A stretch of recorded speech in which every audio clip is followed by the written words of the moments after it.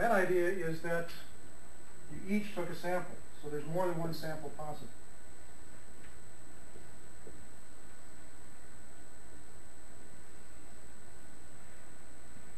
Now in general, when we're doing inference based on a single sample. In a lot of the work that I do for industrial, we actually set up situations where we'll sample repeatedly and do this a number of times. You may take a sample once every 8 hours, you may take a sample every day, every week, but you take a series of samples and you're making inferences from each sample. In most social science situations, you take a single sample and you base your inferences off of that single sample. But in any case, it's still possible to take multiple samples. And every time we take a sample, we potentially get different values, right? So I could have, read that as P hat 1, N1.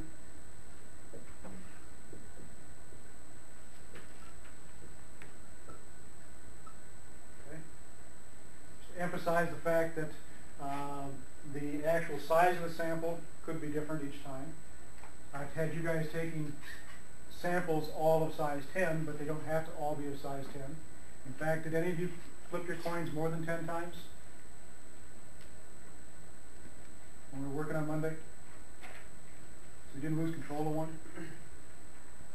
Occasionally I get that. So it's possible you did more than just 10 times.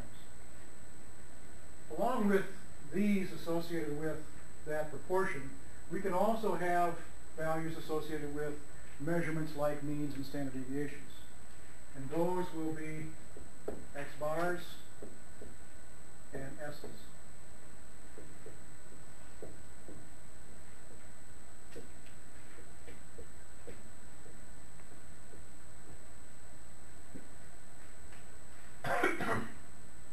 I'm putting subscripts in these. Excuse me. Putting subscripts to emphasize the fact that there's one constant parameter in the population, but there is a unique value calculated for each sample. And these things that we're calculating are called statistics. So statistics are values calculated from samples, generally used to make an inference about a population parameter. And there's generally a one-to-one relationship between a statistic and a parameter. Okay? The whole purpose behind this was to complete this loop, wasn't it? To take the information from our sample and make an inference about this population. Okay? This inference comes in two flavors. First is a confidence interval. A confidence interval is exactly what it says. It's an interval within which we are a certain degree of confidence or confident the true parameter lies. And it's telling us or answering what is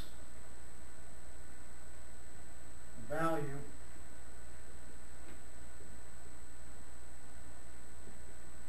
of the parameter. So if the question of interest is what is the value, in other words,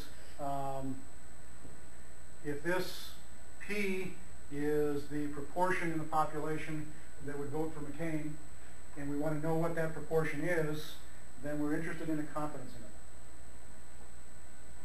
We'll get more detailed later on, and we'll get calculations that will allow us to calculate these confidence intervals and so forth. But right now, just the idea that a confidence interval answers the question, what is the value of the parameter? Inferences are always about parameters. So the second type of inference is a hypothesis test. A hypothesis test answers a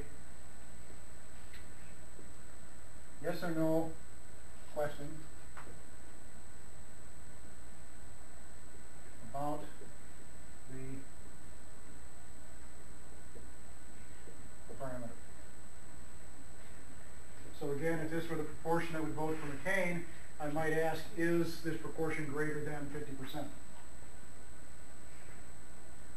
That has a yes or a no answer, not a value. That yes or no answer indicates that I'm interested in a hypothesis test. What is the first test called again? This isn't a test, this is a confidence interval. Oh, okay. Okay, and the confidence interval is answering what is the value of the parameter. Question, Andrew? Just sort of nitpicking. I don't think you need a question mark at the end of parameter. Yep, you're correct.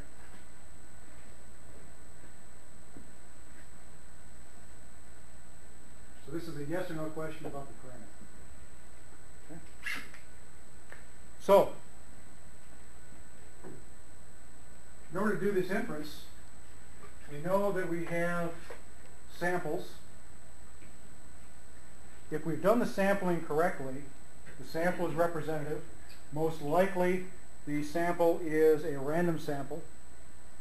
We know that these values change, so they're changing randomly. Let's take a look back at what we did on Monday. An example of one of these is these sequences, or counting the number of heads in a sequence of 10 coin flips. We had then a distribution of P1 hats that ranged from 0 to 10. Most of them occurred around 0.5, 0.4, and 0.6, primarily at 0.5 and dropping rapidly off in either direction. Okay. So what kind of a curve was that? Bell curve. Every one of these situations that we're working with will end up with a bell curve as the sampling distribution for the situation we're looking at. So the sampling distribution, or the distribution of the underlying statistics here, will, in every one of these cases, be a, or at least the cases that we're looking at, be a bell curve. And that bell curve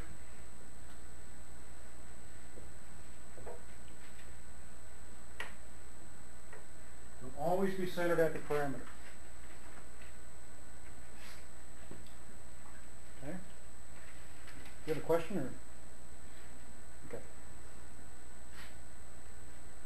So the bell curve is centered at the parameter. There will be some spread of that parameter, or that statistic around that parameter. And we'll get to that later on. But this is going to be essentially based on a standard deviation, or later what we will call standard error. Standard deviation would be a value that is based on the population parameters. It's fixed. Standard error will be a best guess at the variation, and that'll be based on things that we can calculate from the individual samples. We'll get more into that later on. So for each of these situations here, for each of these parameters, if we take a look at section 9.3,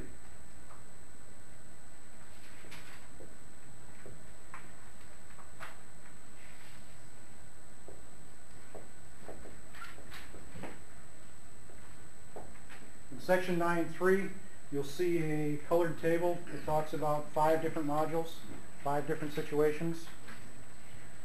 It then talks about which sections of the text are for each of the modules. When you look at my syllabus and you look at the sections that I'm working on as we go through the next sequence of sections, up till midterm we'll go through what they call Module 0, just the introductions. We'll then go into Module 1, 2, 3, 4, and 5. What we're doing is we're following that sequence through the textbook. So instead of following it chapter to chapter, we're following the sequence by modules. The 5 modules are associated specifically with particular population parameters. Module 1 is simply the parameter P, a single proportion. Module 2 deals with the difference between 2 proportions. Module 3 is a single mean. Module 4 is a special form of mean, so it's a mean difference. Module 5 is the difference between 2 means.